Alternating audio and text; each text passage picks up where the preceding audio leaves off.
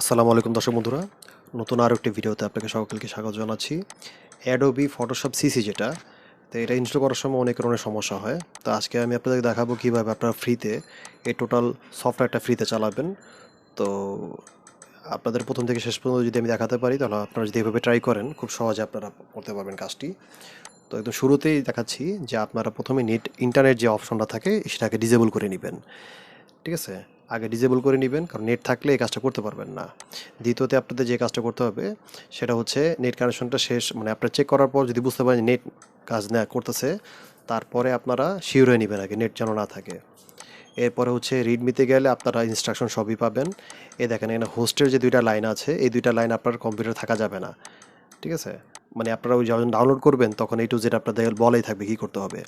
এরপর হচ্ছে আপনার পিসিতে আপনারটা যদি 32 বিট থাকে বা 64 বিট থাকে, সেই অনুপাতে চেক করবেন। তারপরে হচ্ছে আপনি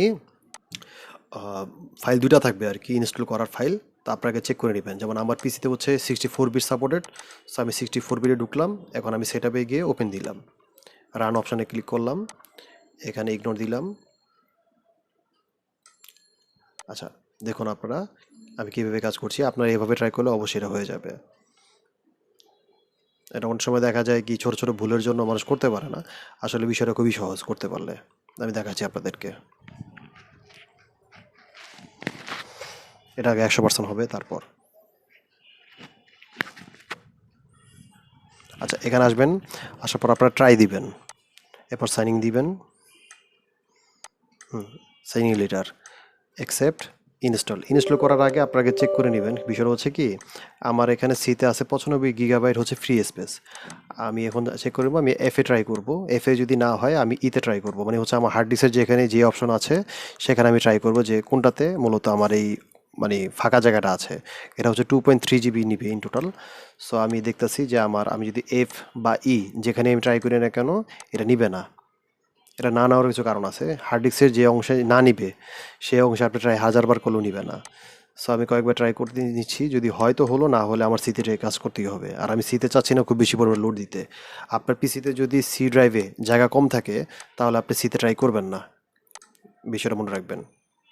তো এরা কিছু হচ্ছে না, আমি ব্যাকে যাব, আমি অ্যাকসেপ্ট ক্লিক করার পরে আমি বাধ্য হয়ে সিতেই ট্রাই করতেছি। তা আপনারা এইভাবে ট্রাই করে নেবেন। অন্য ড্রাইভে যদি নেন, এটা মনে রাখবেন, নর্মালি সি ড্রাইভে সবার হচ্ছে সব ধরনের সফটওয়্যার থাকে, তো এই জন্য আর কি সমস্যাটা বেশি হয়, বেশি পরিমাণ সফটওয়্যার রাখা যায় না। সো আমি সিতেই ট্রাই করছি, আপনার পিসিতে যদি জায়গা থাকে সিতে ট্রাই করবেন, অথবা অন্য কোনো ড্রাইভে ট্রাই করবেন। ইনস্টল শুরু হয়ে গেছে, তো এটা 100% হওয়া পর্যন্ত একটু অপেক্ষা করতে হবে।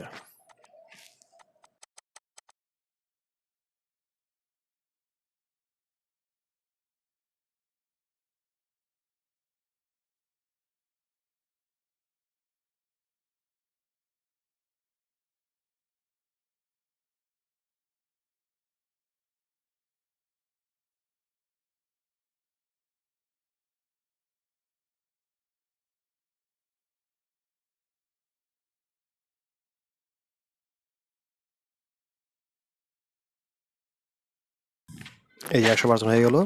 এখন এই অপশন থেকে আপনারা দিবেন লাঞ্চ নাও। আচ্ছা, আমি যা করছি একটু মনোযোগ দিয়ে দেখেন, এই অংশটাতে অনেকে ভুল করে।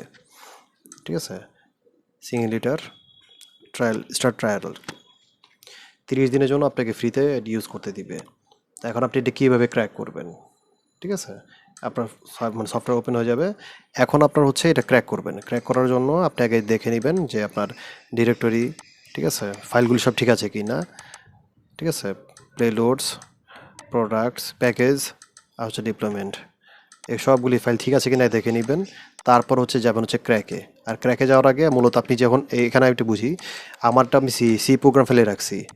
ঠিক আছে, তো আপনি যেখানে রাখবেন সেখানে যাওয়ার পরে ঠিক এভাবে ঢুকবেন। ঢোকার পরে এটা হচ্ছে এই যে আপনি অ্যাডোবি ফটোশপের যে মেইন ফাইলটা, তার হচ্ছে মেইন যে ওপেন ফাইল সোর্স, সেখানে যাবেন। যাওয়ার